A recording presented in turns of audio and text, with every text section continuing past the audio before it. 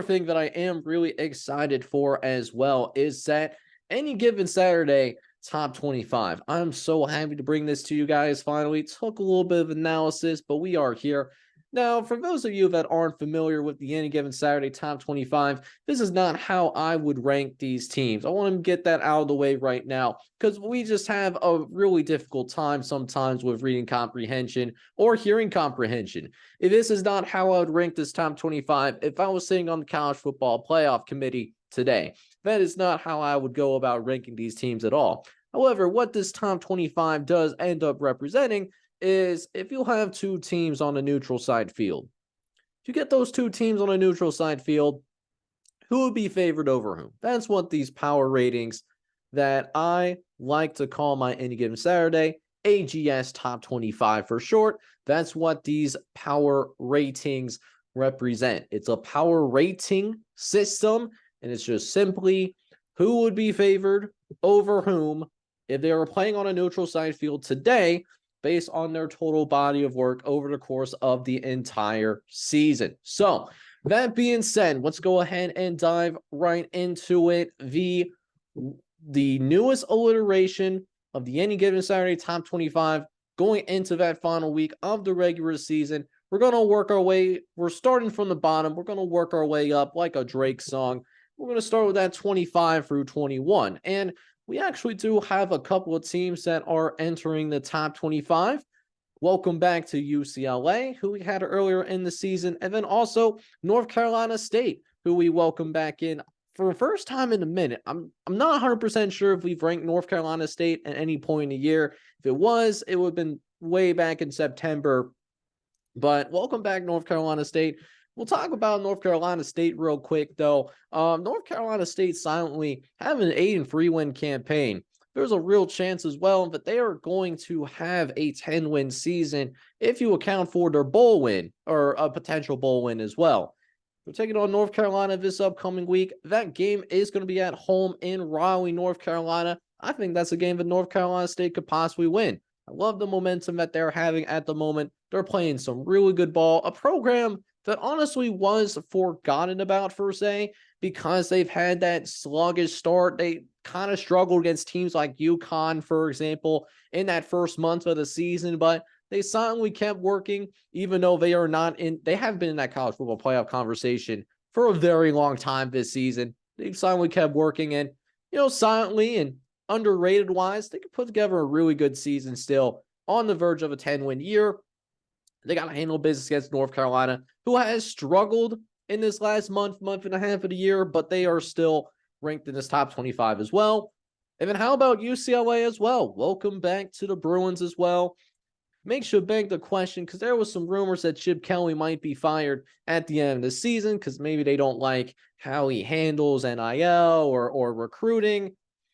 Makes you wonder if the wrong coach is on the hot seat in LA. UCLA manhandles USC. And listen, I thought the model believed that USC was going to win, but they didn't think they were going to cover. So it was like 5.5 in favor of USC.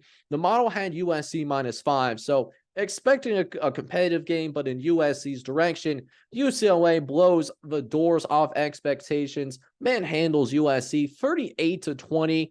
And UCLA playing some solid ball, not a liquid or a gas either. So UCLA is back in at number 22. And then North Carolina State also back in at number 24 in the country.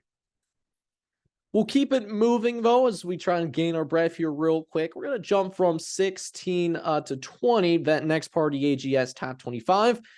One big muscle movement here is the Utah Utes. Is Utah a program that is starting to run out of gas? And listen, Utah is a veteran team, but it's becoming very apparent that Utah really needs Cam Rising. He's going to be back next season, but it doesn't help with the alliteration of Utah's team whatsoever. And that's unfortunate because Utah had the pieces to possibly make a run or at least make it to a major bowl game and what truly was an exciting Pac-12 conference title race to watch.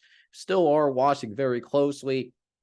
This Utah team is still good. Even though they have 4 losses, I would still have them rank ahead of a Tennessee or a Clemson in the top 25 rankings for the college football playoff, because look at the teams that Utah has lost to. They're all these, teams that are already being ranked. They lost to the likes of Oregon State, Oregon, Washington as well, right? So these are all really good teams, whereas Tennessee, who has the same record, they lost to Florida, and Florida might not be going bowling.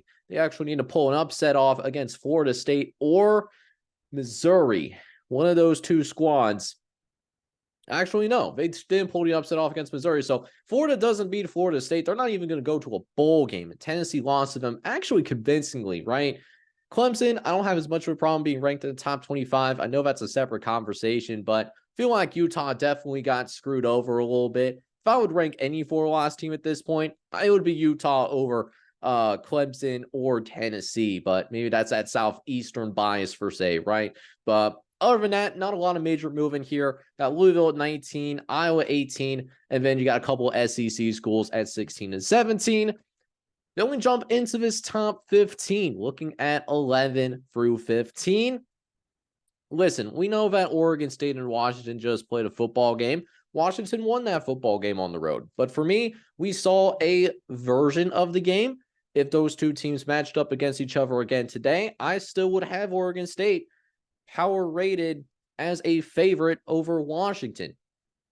And the reason why is when I look at that game, I can't help but think to myself, Oregon State dominated that second half. They were wearing down that front seven of Washington, and Washington is a little bit on that thinner end in terms of their front seven and that linebacker depth, which could come back to haunt them if they go against, say, an Oregon team who they might potentially go up against in the Pac-12 championship. Washington already secured their Pac-12 championship bid.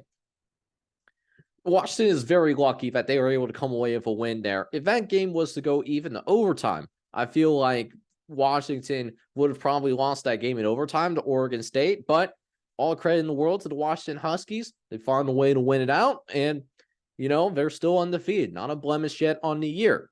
Arizona, tough September, but boy, have they been playing some great football as of late. I told y'all when Arizona was starting to get into that top 25 of our AGS top 25, that they were going to pull off a bit upset or two. And boy, did they blow the doors off Utah.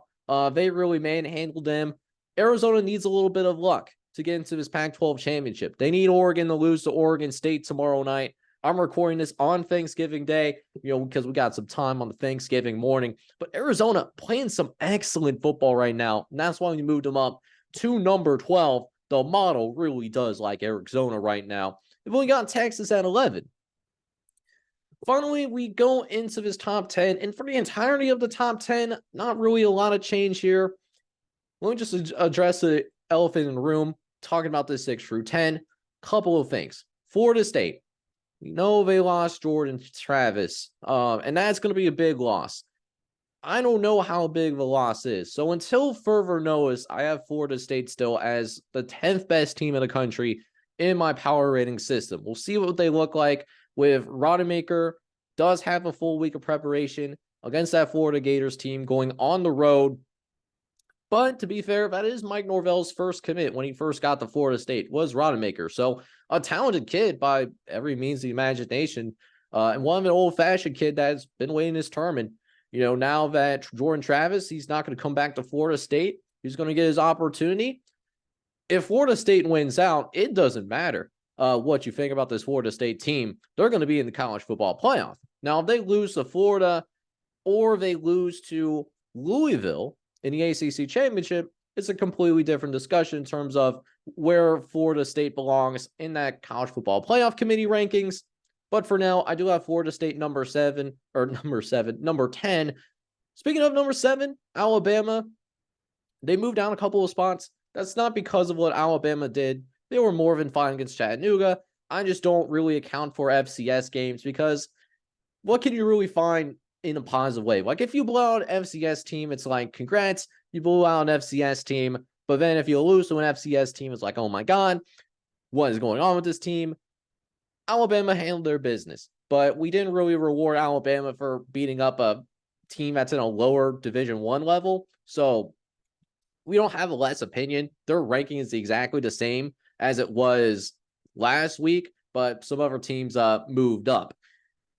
Which leads me to my top 5. This is what the top 5 is looking like right now. And one of those teams that the other team that moved up besides Notre Dame, who was at 6, Georgia. Georgia's playing is kind of this team that's peaking at the right time right now. And I think that's really evident in how they really handled their business going into Neyland Stadium and completely silencing that crowd. That's an impressive feat that was accomplished. Thought Georgia was going to win that game. Wasn't sure about them covering. Sure enough, Georgia does end up covering very comfortably, actually.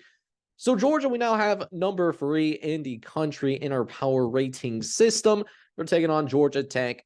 And then you got Ohio State at number 2. We'll have a top 5 matchup in the AGS top 25 this week. And then Oregon's the number 1 team in the country.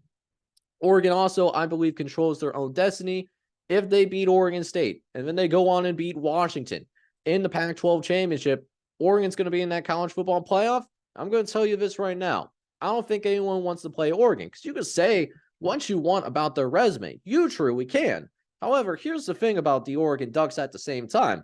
Even though their resume may not be the best right now, they don't really have that signature win that you would think Oregon has. At the same time, the teams that they have on their schedule, which, by the way, they can't control what's on their schedule. That's something that's nothing that the coach does or that the players handle. That's up at the AD level, right? That's what's going on here with these schedules.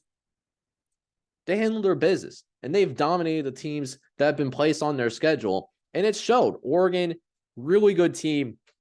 They're our number 1 team in this AGS top 25. But like I always say, like whenever I reveal these power ratings, what do you guys think of the power ratings? You think I have a team too high, a team too low?